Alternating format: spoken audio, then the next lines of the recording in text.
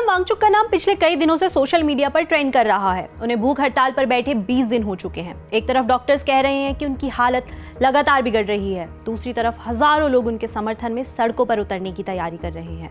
Delhi high court ने भी अपनी प्रतिक्रिया देते हुए सरकार को उनकी सेहत की मॉनिटरिंग के निर्देश दिए हैं।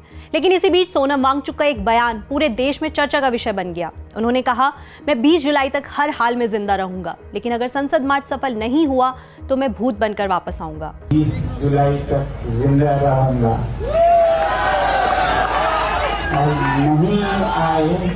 और नहीं आए और 20 जुलाई सफल नहीं रहा तो मैं भूत बन के आऊंगा। जानते हैं 20 जुलाई का संसद मार्च इतना अहम क्यों है और उनके इस बयान के पीछे की पूरी कहानी क्या है। हाय, मैं हूं प्रगति और आप देख रहे हैं जिस्ट। सोनम वांगचुक ने 28 जून को दिल्ली के जंतर मंतर पर अपना इंडेफाइनाइट हंगर स्ट्राइक शुरू किया था। शुरुआत में यह आंदोलन शिक्षा व्यवस्था में लगातार सामने आ रहे पेपर लीक, भर्ती परीक्षाओं में गड़बड़ियों और इन मामलों में जवाबदेही तय करने की मांग को लेकर शुरू हुआ था। दरअसल इस पूरे अभियान की शुरुआत सीजेपी यानी कॉकरोच जनता पार्टी ने की थी। सीजेपी का कहना था कि पिछले कुछ सालों में बार बार सामने आए पेपर लीक और परीक्षा घोटालों ने लाखों छात्रों का भविष्य प्रभावित किया है। उनका आरोप है कि हर घटना के बाद जांच और कार्रवाई के दावे तो किए जाते हैं, लेकिन व्यवस्था में कोई बड़ा और स्थायी बदलाव दिखाई नहीं देता। इसी वजह से उन्होंने शिक्षा व्यवस्था में जवाबदेही तय करने, दोषियों के खिलाफ सख्त कार्रवाई और परीक्षा प्रणाली में सुधार की मांग को लेकर यह अभियान शुरू किया। बाद में सोनम वांगचुक भी इस आंदोलन से जुड़े और उन्होंने इन मांगों के समर्थन में भूख हड़ताल शुरू कर दी। समय के साथ इस आंदोलन का दायरा बढ़ता गया। अब इसमें सिर्फ परीक्षा सुधार की मांग नहीं, बल्कि शिक्षा व्यवस्था में पारदर्शिता, जवाबदेही और सरकार से बातचीत की मांग भी प्रमुख मुद्दे बन चुके हैं। इसी वजह से अब इस आंदोलन को छात्र संगठनों के साथ साथ किसान संगठनों, सामाजिक कार्यकर्ताओं और कई विपक्षी नेताओं का भी समर्थन मिलने लगा है। लेकिन जितना आंदोलन बड़ा हुआ, उतनी ही बड़ी चिंता सोनम वांगचुक की सेहत को लेकर भी होने लगी। लगातार करीब 20 दिनों की हंगर स्ट्राइक का असर अब उनकी सेहत पर साफ दिखाई देने लगा है। डॉक्टर्स के मुताबिक उनका वजन लगभग 9 किलो कम हो चुका है। मेडिकल टीम लगातार उनकी निगरानी कर रही है और चेतावनी दे रही है कि अगर उनकी हालत ऐसे ही बिगड़ती रही तो ऑर्गन फेलियर जैसी गंभीर स्थिति पैदा हो सकती है। हालांकि इन चेतावनियों के बावजूद सोनम वांगचुक पीछे हटने को तैयार नहीं है। उनका कहना है कि अगर बिना किसी ठोस आश्वासन के वो अपना अनशन खत्म कर देते हैं तो इससे ये संदेश जाएगा कि सरकार जनता की आवाज सुने बिना भी आगे बढ़ सकती है। इसलिए उन्होंने साफ कर दिया कि उनकी लड़ाई किसी व्यक्ति या किसी पार्टी के खिलाफ नहीं, बल्कि व्यवस्था में जवाबदेही लाने के लिए है। इसी बीच इस मामले में दिल्ली हाईकोर्ट ने भी दखल दी। कोर्ट ने सुनवाई के दौरान बेहद सख्त टिप्पणी करते हुए कहा कि हर नागरिक की जान की कीमत है। अदालत ने केंद्र सरकार से कहा कि सोनम वांगचुक की जान बचाने के लिए जो भी जरूरी हो वो किया जाए। कोर्ट ने यह भी निर्देश दिया कि उनकी रोज मेडिकल जांच हो और अगर डॉक्टर्स को लगे कि उनकी हालत गंभीर हो रही है तो जरूरत पड़ने पर उन्हें तुरंत मेडिकल ट्रीटमेंट दिया जाए। यानी अदालत ने साफ कर दिया है कि सरकार को इस मामले में जरूरी कदम उठाने होंगे। हाईकोर्ट की इस टिप्पणी के बाद सरकार की तरफ से भी पहली औपचारिक प्रतिक्रिया सामने आई। केंद्र सरकार ने अदालत को बताया कि सोनम वांगचुक की सेहत पर लगातार नजर रखी जा रही है। उनकी रोज मेडिकल जांच कराई जाएगी और अगर डॉक्टर्स को लगेगा कि उनकी हालत और गंभीर हो रही है तो डॉक्टर्स की सलाह के मुताबिक तुरंत इलाज भी शुरू किया जाएगा। हालांकि दूसरी तरफ सोनम वांगचुक अपने फैसले पर कायम है। वहीं शिक्षा व्यवस्था को लेकर उठ रहे सवालों पर केंद्र सरकार और शिक्षा मंत्रालय का कहना है कि पिछले कुछ समय में परीक्षा प्रणाली को ज्यादा सुरक्षित और पारदर्शी बनाने के लिए कई कदम उठाए गए हैं। सरकार का दावा है कि पेपर लीक और परीक्षा में धांधली जैसे मामलों पर सख्त कार्रवाई की जा रही है। इसी दिशा में public examination prevention of unfair means act 2024 भी लागू किया गया था, जिसका मकसद पेपर लीक और परीक्षा में गड़बड़ियों पर रोक लगाना था। हालांकि आंदोलनकारियों का कहना है कि सिर्फ कानून बना देना काफी नहीं है। उनका तर्क है कि जब तक जमीन पर इसका असर दिखाई नहीं देता और ऐसी घटनाएं पूरी तरह नहीं रुकती, तब तक छात्रों का भरोसा वापस नहीं लौटेगा। लेकिन इस पूरे आंदोलन का सबसे बड़ा मोड़ अब 20 जुलाई बन चुका है। सोनम वांगचुक ने देश भर के लोगों से अपील की है कि वो उस दिन दिल्ली पहुंचे और संसद मार्च का हिस्सा बने।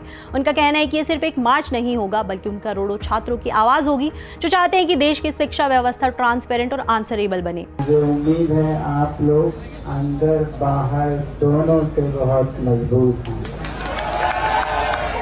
तो ये मजबूती हमें चाहिए 20 जुलाई को, जब हम बहुत ही शांतिपूर्ण तरीके से मार्च निकालेंगे संसद तक और हम सब एक साथ चलेंगे और देश के लोकतंत्र के मंदिर में अपने फरियाद सुनाएंगे, अपने प्रार्थना सुनाएंगे। आप सब चलेंगे हमारे साथ? वादा। अब इस आंदोलन को सिर्फ छात्रों का नहीं बल्कि दूसरे ग्रुप्स का भी समर्थन मिलने लगा है। भारतीय किसान संगठन के राकेश टिकैत ने ऐलान किया कि करीब 500 किसान 20 जुलाई को दिल्ली पहुंचकर संसद मार्च में हिस्सा लेंगे। यानी ये आंदोलन अब शिक्षा के मुद्दे से आगे बढ़कर समाज के अलग अलग ग्रुप्स को जोड़ने लगा है। राजनीतिक समर्थन भी लगातार बढ़ रहा है। इसी बीच 16 जुलाई को आम आदमी पार्टी के राष्ट्रीय संयोजक अरविंद केजरीवाल भी जंतर मंतर पहुंचे और सोनम वांगचुक से मुलाकात की। मुलाकात के बाद उन्होंने केंद्र सरकार पर तीखा हमला बोला। केजरीवाल ने कहा कि जिस व्यक्ति ने सालों तक शिक्षा के क्षेत्र में काम किया, इनोवेशन को बढ़ावा दिया और छात्रों के भविष्य के लिए आवाज उठाई, अगर किसी को देश का शिक्षा मंत्री बनाया जाना चाहिए तो वो सोनम वांगचुक है। उन्होंने मौजूदा शिक्षा मंत्री धर्मेंद्र प्रधान के इस्तीफे की भी मांग की और आरोप लगाया कि लगातार सामने आ रहे पेपर लीक और परीक्षा विवादों की जिम्मेदारी तय होनी चाहिए। इसके साथ ही उन्होंने देश भर के छात्रों और नागरिकों से 20 जुलाई को होने वाले संसद मार्च में बड़ी संख्या में शामिल होने की अपील की है और कहा है कि ये सिर्फ सोनम वांगचुक की लड़ाई नहीं बल्कि देश के हर छात्र के भविष्य की लड़ाई है। वहीं कांग्रेस की तरफ से भी इस आंदोलन को समर्थन मिला। पार्टी के वरिष्ठ नेता पवन खेड़ा ने भी जंतर मंतर पहुंचकर केंद्र सरकार से अपील की कि इस मामले को टकराव की बजाय बातचीत के जरिए सुलझाया जाए। पवन खेड़ा ने कहा कि जब कोई व्यक्ति इतने लंबे समय से शांतिपूर्ण तरीके से अपनी मांगों को लेकर भूख हड़ताल पर बैठा हो तो सरकार की जिम्मेदारी बनती है कि वो उससे बातचीत करे। उन्होंने कहा कि लोकतंत्र में असहमति और विरोध की आवाज को दबाया या नजरअंदाज नहीं किया जाना चाहिए बल्कि बातचीत के जरिए उसका समाधान निकाला जाना चाहिए। साथ ही उन्होंने सोनम वांगचुक की बिगड़ती सेहत पर भी चिंता जताई और सरकार से जल्द ही हस्तक्षेप करने की अपील की है। इसी बीच एक पुराना विवाद एक बार फिर से सुर्खियों में आ गया। वजह बनी अभिनेता आमिर खान का एक बयान। दरअसल पिछले कई सालों से इंटरनेट पर यह धारणा काफी लोकप्रिय रही कि फिल्म 3 इडियट्स में आमिर खान का किरदार रेंचो सोनम वांगचुक की जिंदगी से प्रेरित था। लेकिन अब जब सोनम वांगचुक का आंदोलन सुर्खियों में है, उसी दौरान आमिर खान ने इस दावे पर अपनी बात रखी। उन्होंने कहा कि 3 इडियट्स की कहानी या उनका किरदार सीधे तौर पर सोनम वांगचुक पर आधारित नहीं था। आमिर ने भी कहा कि वो व्यक्तिगत रूप से सोनम वांगचुक के काम और शिक्षा के क्षेत्र में उनके योगदान का सम्मान करते हैं, लेकिन फिल्म और वांगचुक के बीच जो सीधा संबंध अक्सर बताया जाता है वो सही नहीं है। उधर सोनम वांगचुक की बिगड़ती सेहत को लेकर चिंता लगातार बढ़ती जा रही है। सिर्फ राजनीतिक दल ही नहीं बल्कि कई शिक्षाविद, सामाजिक कार्यकर्ता, छात्र संगठन और सार्वजनिक जीवन से जुड़े लोग भी सरकार से जल्द बातचीत की अपील कर रहे हैं।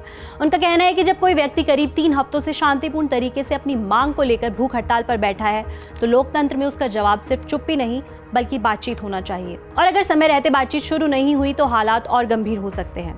दूसरी तरफ आंदोलन से जुड़े लोग 20 जुलाई को होने वाले संसद मार्च की तैयारियों में जुटे हैं। यानी अब ये प्रदर्शन सिर्फ जंतर मंतर तक सीमित नहीं रह गया है, आने वाले दिनों में संसद तक पहुंचने की कोशिश करेगा। हालांकि सरकार की तरफ से अब तक कोई ऐसा संकेत नहीं मिला है कि आंदोलन की मुख्य मांगों पर औपचारिक बातचीत कब शुरू होगी या कोई फैसला कब लिया जाएगा। फिलहाल सरकार का फोकस सोनम वांगचुक की मेडिकल स्थिति पर नजर रखने और कोर्ट के निर्देशों का पालन करने पर दिखाई दे रहा है। वहीं आंदोलनकारी लगातार ये कह रहे हैं कि उनकी प्राथमिक मांग सिर्फ स्वास्थ्य संबंधी चिंता नहीं है बल्कि शिक्षा व्यवस्था से जुड़े मुद्दों पर बातचीत है। संसद मार्च में कितने लोग शामिल होंगे ये अपने आप में एक बड़ा सवाल है।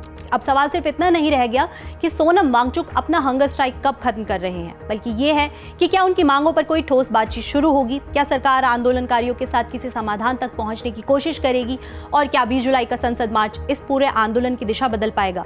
आप इस मुद्दे पर क्या सोचते हैं हमें कमेंट करके जरूर बताएं। देश दुनिया और आपसे जुड़ी हर खबर के लिए देखते रहे जिस्ट।